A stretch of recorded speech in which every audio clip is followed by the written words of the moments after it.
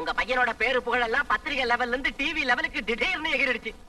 என்னமோ மாப்பிள்ள, ஒவ்வொரு வீட்டுல பொண்ணுக்கு கல்யாணம் பண்ணி வைக்க தான் கஷ்டப்படுவாங்க. ஆனா நம்ம வீட்டுல பையனுக்கு கல்யாணம் பண்ணி வைக்க கஷ்டப்படுறோம். அதனால இப்ப ஒண்ணு குடிமொழி இல்ல. நம்ம பையனுக்கு லட்ச லட்சமா வரதட்சணை கொடுக்க கியூப்ல ஏகப்பட்ட பேர் இருக்காங்க. வரதட்சணையா?